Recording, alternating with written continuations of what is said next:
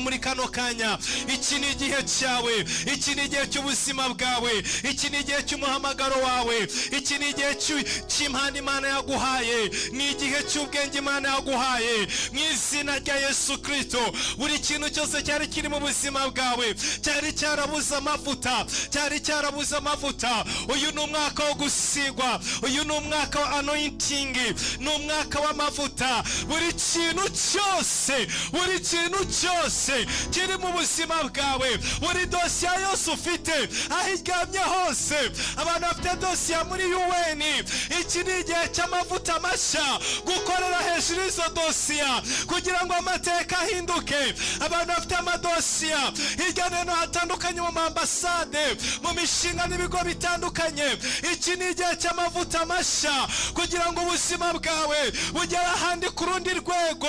Iki ni igihe cyo kwemerwa, ni